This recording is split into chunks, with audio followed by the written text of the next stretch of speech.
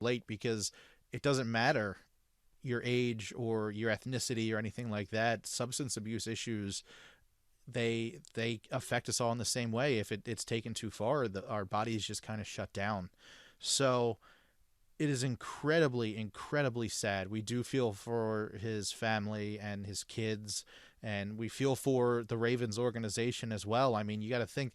Yes, he was a Raven star, but he was a teammate. He was a friend. He was a coworker. He was, he was a pupil of a coach. I can't imagine what's going through the castle right now, going through that kind of grief. And then at the end of the day, to get the news about Tony Saragusa, who was so intricate in the building of the Ravens in when they first got here. We were just talking to a friend of ours a week or two ago, saying how this organization is so young and how much they were able to accomplish. Tony Saragusa was one of those foundation members at the beginning of the Ravens organization in the late 90s, and he was a huge part with that Super Bowl run, the first Super Bowl run. I don't know this. Let me ask you this. Do you know ESPN is doing a documentary about that team, that Super Bowl winning team, and they had an event at the Lyric Opera House in downtown Baltimore a couple weeks ago where they were filming a bunch of the old teammates getting together. Was Tony Saragusa a part of that? Believe it or not, I got to go back and look. I had a feeling you were going to ask about that. I should have been prepared. Let me see. I know some people who were there, but let me see. I'm just thinking, it is again tragic. A 55-year-old passing away at such a young age, again, unexpectedly. But if there's one thing that we can think about is that we get to see him, if he was a part of that, we get to see him maybe one more time and get to hear some of his stories one more time on ESPN. That would be a treat for all the Ravens fans out there. That if he was a part of it, we get to kind of hear his side of the story of what that run was like. If he wasn't a part of it, that's really unfortunate. But we know that he was such a big part of the organization. He was a part of Fox Sports as well after his playing days were over. So two really special Ravens players gone way too soon on the same day, and it is tragic. Tony Saragusa was scheduled to be there. All I'm right, he reading an was. article from WJZ CBS Baltimore, May 2nd, 2022. Says organization said Monday will honor the team later this month. Championship celebration. Obviously, this is in May. Linebacker Ray Lewis, tight end Shannon Sharp, free agent safety, free safety, not free agent, free safety Rod Woodson. Sorry, defensive tackle Tony Saragusa, quarterback Trent Dilfer, and running back Jamal Lewis are all scheduled to attend the reunion, along with Brian Billick, Marvin Lewis, and Jack Del Rio. So I have to go back and see if I know some folks are there again. I have to go back and look on their Facebook to see if they posted pictures, but apparently he was scheduled to appear. So tragic, man. Right away in our group chat, one of the memories, him falling on Rich Gannon in an AFC title game in 2000, is goofy, brash personality. His quote, right? About the, I think it was the quote about the AFC title game, or no, I think it was I think he was talking about the Titans game, the divisional game that play. But anyway, it was a great interview. Remember, he was just like, it's going to be a war. I shared that today. Again, man, and to lose Ferguson, man, all the talent in the world, to see what he can bring to the Ravens defense. These two men are going to be missed, by their friends, family, and fans ultimately. So, yeah, and then more to come on obviously the situation surrounding their untimely passing. So, not to move on from the somber news, but we do have news to report. Lamar Jackson was obviously the talk of the town contract situation, but not only that, but Lamar put on some pounds. He's over 200. Looks like Mr. Beefcakes over here now, beefed up. I don't know if you want to say. I don't know if you want to say pounds. He put on muscle mass. He even. Oh yeah. He corrected correction. Yeah, he corrected a reporter who was like, "How much weight have you gained?" And he goes, "You mean muscle mass?" And then I think it would have been great if Lamar would have flexed or something like that afterwards. But yeah, 12 to 15 pounds of muscle. You look at this guy. That dude is. I mean, that's a big dude. You got some muscle, Brain. You doing your DDP yoga? Got some DDP yoga. Oh, there right you go. Oh, I got it on the wrong side. Gun show. Yeah, I know we're having a gun show today on 299. Nice. We saw John Harbaugh and Ben Cleveland and Marlon Humphrey at AEW in May. I mean, if Lamar was here for OTAs, I think Lamar maybe got into the ring, got into Chris Jericho's face or something like that, because the dude has put on his muscles. He's so much bigger than he was the last couple years. You can tell. Yes, he didn't miss OTAs, but he has not been skipping out on the workout at all. No, he has not. He has not been skipping out on any workouts. And there was his absence prior, right? Everybody's like, where's Lamar? Where's Lamar? Like you said, he can't wait to be there. He'll show up, and he did. From what I saw in the footage, bro, we get it, right? It is what it is. It's non-contact. There's no defense swarming around. But I feel like the footage that we've seen, balls were crisp. He was throwing the balls where they should be, but and we'll see what happens. But and I know it is what it is. Take it with a grain of salt, just because we've seen him throwing some spirals out there and pinpoint accuracy and connecting with Mark Andrews and connecting with Bateman. It doesn't mean that we're back in midseason form, right? Still got some work to do. He said he feels great, but I like to get back to the basics in the training camp and the preseason and see where it all comes together, even if he plays in the preseason. But for the most part, I was okay with what I saw. It didn't it wasn't like, oh my God, this is going to be Lamar's redemption year. Like, timeout. He needs to get back to the 2019 form, back to balling out, back to leadership, get healthy. But this is the first step back. And what I saw, hey, it was okay. I can applaud it. Great job, buddy. Great job overall. But let's keep it going.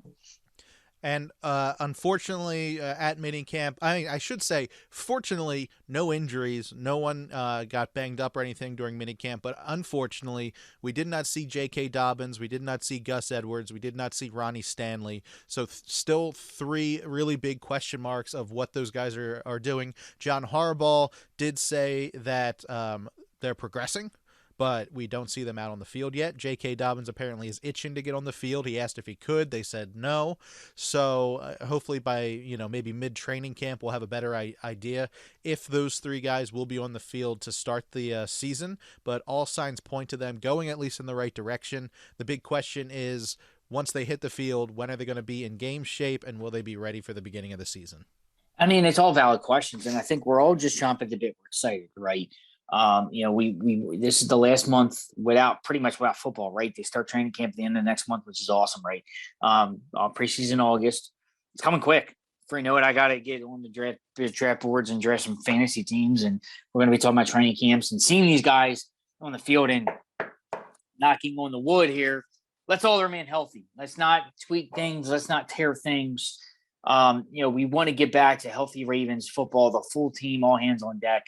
But again, it's kind of like there's news to report, but there's no news to report in the same breath because, again, it is what it is. It's organized team activities. It's mini camp. Some of it's voluntary. Some of it's mandatory. It is. You getting the team together. In with the whole contract speculation of Lamar, that'll all weigh itself out. It's the talk of the town. Obviously, I've seen it reported on ESPN and NFL Network. They're talking about it. I see some of Lamar highlights and it catches me, and they're talking contracts and when stuff's going to happen, and Kyler Murray as well. See what happens in the offseason. I don't think the deal is going to be imminent here. I think it's going to happen when it's going to happen. So we don't know. Bisciotti's been vocal and saying, hey, we're just waiting on him. We have our end. So no, I think overall, I think we're going to be really happy with what we see. I can't wait to see what Bateman can do emerging as a true number one receiver. And I know Baltimore media has been vocal lately, putting it out there. Nothing bad, right? But what is the concern with the wide receiving core? No experience. Nobody has 1,000 receiving yards in the season. No one has over 100 catches or near that. No one's got a good full season of healthy stat to go off of. Bateman's the true number one, where he said he wants to truly land and be. So I'm hoping he breaks out of his shell even more. So I'm really excited to see what everything can do. Heard the Mark Andrews connection was just as good as it's ever been. So that's something to really, really fall in love with all over again and behold. And that's going to be the bread and butter. I feel like for the passing game right there, and it really Bateman coming into his own and emerging as we've seen last year too. Yeah, the wide receiver core is the only thing that I think a lot of people are still kind of worried about. There is a chance that the Ravens do go after a veteran wide receiver maybe during training camp that gets cut unexpectedly and bring them into the core. I think right price and right guy to come in could potentially help them. But I also think that this young receiving core has something to prove. And I think that's kind of always been the Ravens' mentality. It's always been the world against us. And I think that underdog mentality is going to shine because a lot of people are saying that these young wide receivers are unproven, which they are unproven, and they don't have experience, which they don't, and they can't get the job done. I think those guys are hearing that. They're getting that chip on their shoulder that is so well known here in Baltimore and with the Ravens that they're going, oh, we're unproven. All right, bring it on. We'll show you. We can do whatever you think we can't do. And I think that they're going to show off this year. Hopefully I'm right. I don't know. I think I will be. But like you said, they have looked good and they look like they are a tight knit group, which you want to see because it is OTA's mini camp. You know, these guys are spending a lot of time together off the field. I think that coming into this, these guys know the world is against them and they got something to show. They do, man, and and that's the thing. I want to see these guys prove themselves. I don't think that we don't want to write them off just yet, and that's what I think a lot of the misconception is. You know, it's these guys aren't proven. They can't get it done. You hit it right there, unproven. That's the problem. You know, they're unproven, and everybody's going to put the pressure on the passing game because why? We want to see them do more passing. We want to see Lamar develop, but when you have the inexperience that you do in wide receiver, it's a valid point. It is a valid concern for all, and I just want to see it, pan out for everybody. And you can't really put the high expectation that this team's going to ball out. Lamar's going to throw 40 to 50 touchdowns, and things are going to happen because he's got Bateman and Andrews, who are the only real two proven ones. Obviously Mark Andrews proven leaps and bounds, but Bateman half the season last year showed what he can do even with Lamar being out. And then with the guys that are behind him on the depth chart. So that's going to be a focal point because we already know running game solid. We bolster that, especially with the draft of Batty. So Edwards and Dobbins bring it back. We know Lamar can run the rock too as well. Don't want him to, but he can. And you know where the line is. You know what the line's going to be. Obviously remaining healthy, and the defense solid right now. So all the focal point focus is going to be on that wide receiver core come training camp. All we're going to just be watching that like a hawk, man. Absolutely. I know I will. And it was nice to see the mini camp footage come out, and it was nice to see them, all the guys you're expecting to see there. So, mini camp was just like a little teaser of what's to come. It was an appetizer. We're almost getting there, bro. We're almost getting there. Not to wish away the summer, having a good time golfing and whatnot. I know you've been at the beach a lot, so don't want to wish it away. But football is upon us, and it'll be here for you know it. Wanted to ask you, man. Want to have some fun here. We were talking pre-show. Blue cheese, ranch, the whole 9 yards. We agree to disagree. I say blue cheese. I'm team blue cheese. You're team ranch. Yes. On the wings, I'm right. right? I'm right. Yeah, you think you're right. Okay. Well, we're both right. I like blue cheese and despise the ranch on my wings, and vice versa for you. Why the ranch? Well, number one, it tastes better. Okay. Blue cheese is like, why is it so chunky? Like, I'm dipping wings in there and I'm like, what is this? Like, is there a finger floating in this? What is going on? That's just wrong. So give me a ranch all day long on my wings. You like that creamy stuff. Yeah. Smooth. Yeah, okay. Yeah.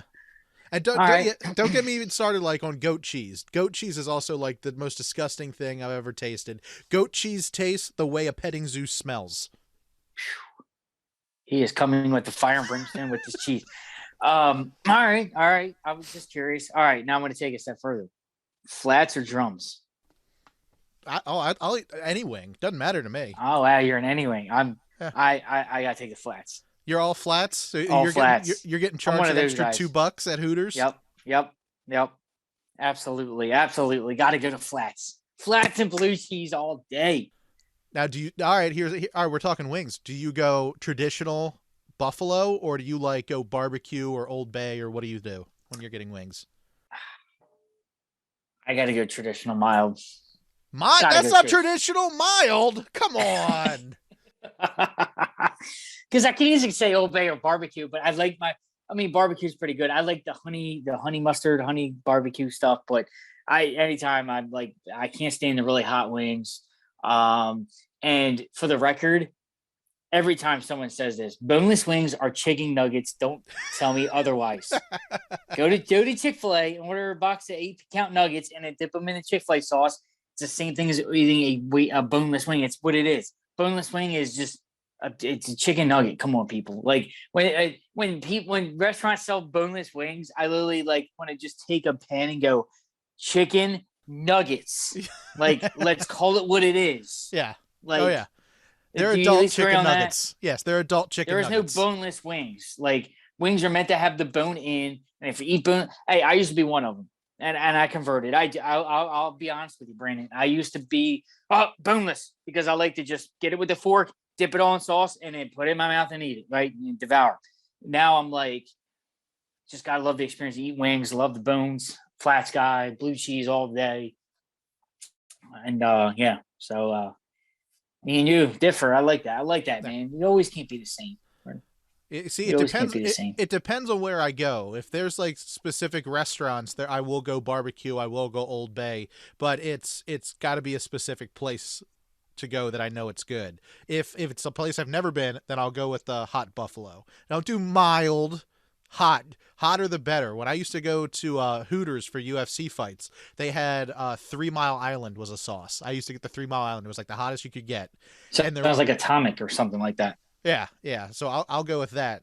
And then there was a place when I was in college in Towson called Cluck You Chicken, and they had wings so hot you had to sign a waiver because it had liquid mace in it. So back in the day, I was on a radio show. We actually Wow. tried one, and I took a bite of Liquid it. mace. Yeah, and that stuck with you. I took one bite of that, and then that was it. It was too hot. I had to leave the room. I had to drink milk to cool my mouth down. That was too much. But normally I'll go with like a hot buffalo with ranch, and I'll eat flats, drums. Doesn't matter. I'm happy with any type Got of it. wing. Okay. Okay. All right. I remember that. I just thought it was a good debate. Good way to end on a high note. And then we Yeah. started off with some horrible, terrible news covered what the Ravens are doing. And we ended with some wing talk. So So is that it for the show? I think so. You got anything else, buddy? Got anything on the docket? I think that's it. I think that's it. Zoom's Short, telling sweet, us to the point. You do Yeah. have quite a pop collection, as I see always. Oh, this is nothing. This is nothing. That's just That's my nothing. office. That's just the Wow. office pops. You know, I got The Office pops. yeah. This is we're in my home office, so I had to get the Office and Dwight's and Michael Scott's and stuff. So, if that's it for the show this week, if you want to continue the conversation with Josh or I, you can. It's real easy. All you have to do is tweet to either one of us. You can tweet to me at Brando Cash. Josh is saying timeout. Time out. Time out. Didn't do the correct sign off, man. Getting hasty. You just can't wait to eat that ranch and wings, man. I got you excited. You probably didn't even eat dinner yet. I know you didn't because you told me. Not. Yeah. All right. So have we covered everything for this episode of The Call? Hope the Raven nevermore. Now take it away. We've been doing this for 299 episodes. You think I'd be better at this? 299. 299. And you're not sick of me yet? I can't always remember. What's what the puck up to? Have you gotten past 300 there? Or yeah. I think we're at like 326 or something. It's a longer season, so I mean we can stack those episodes up pretty quickly. That's right. You have like 80-something games in the playoffs. Yeah. Yeah. Oh, you're not really talking about playoffs if you're talking about the Caps at the moment. So I mean, no. Yeah. Who do you got in the finals this year? I said from the beginning it was going to be the Avalanche winning it all, so I'm still in the running for. Well, they're up 2-1 going into Game 4 tonight, so have fun with that. Yeah. They can take that commanding 3-1 lead. So, yeah. And without further ado, take it away. All right. So if you want to chat with Josh or I, you can tweet to either one of us. You can tweet to me at Brando Cash. Josh, where can people tweet to you at? Always Italian GQ52. Now go over to our Facebook page, facebook.com/thecallpodcast. Like us over there. Whenever a new show comes out, you'll be the first to know, and we're always sharing all kinds of information over on the Facebook page. Now, we do this show for free. You listen, stream, and download for free on Apple Podcasts, Stitcher, TuneIn, Player.fm, Overcast, Google Podcasts, Spotify, Facebook, and YouTube. All we ask in return is for you to please spread the word about the show. Write us an Apple Podcast review, rate us over on Spotify, and then let people know on Facebook and Twitter and Tumblr and Pinterest and Instagram and Reddit and Snapchat and Twitch and TikTok. Anywhere you're social on the web or with your phone, say, I'm a Baltimore Ravens fan, I listen to The Call, and you should too. So that is pretty much it for the show this week, episode 299. Guys, next episode 300 of The Call. Josh and I have been saying it for a while. Most podcasts, they sputter out at episode 12. We have gone on for 10 years at 300 episodes coming up. So make sure you are still subscribed. We have something very special. We have cooked up something really special for you guys. So make sure. Was it blue cheese and flats? It was not blue cheese and flats. It was better than that. That's it for $2.99. Stay subscribed. We have episode 300 coming up, and it will be dropping. If you're subscribed, you'll know. So make sure you stay subscribed. But that's it for the show this week. Josh, take us out the way you always do. Thank you, my friend. And $2.99. Hard to believe. I know Star Wars was 9 episodes. The Simpsons is 1,000 episodes. It seems like, I don't know. They're still going. 36 seasons. Yes, 36 seasons. We have Monday Night Raw, longest running episodic television show of all time, plethora of episodes, and we fall right in the middle there. 300 coming up. Who'd have thunk it? So we've outlasted Star Wars. So that was pretty cool. 9 episodes for them, 300 for us. I'll take that ratio. Thank you for sticking with us for all $2.99 and beyond. 300 is going to be special, but every episode is special because me and Brandon get to talk, speak our minds, and talk what we love to do is Baltimore Ravens football and sometimes food and drinks and beach and whatnot we have on our minds. And I like to know, are you all ranch, blue cheese folks, flats, drums? Are you like Brandon? Hey, it's a wing. I'll eat anything with meat and bone, right? Yeah. Hey, don't mean I don't eat the drumsticks, but if you get flats, I'm going to take all the flats out of that kitty. So, so as we sign off on the call, OTAs and minicamp are over. The summer months are right in the middle of the summer. I think recording spring's apparently just ended, quote unquote. Summer's here. Enjoy the summer. Down to the ballpark, enjoy some Mo's. And can't wait to get back started with some Ravens news until anything that breaks anything and everything Ravens. Until then, enjoy the summer, everybody. We'll be talking. With that being said, Baltimore Ravens, let's fly high.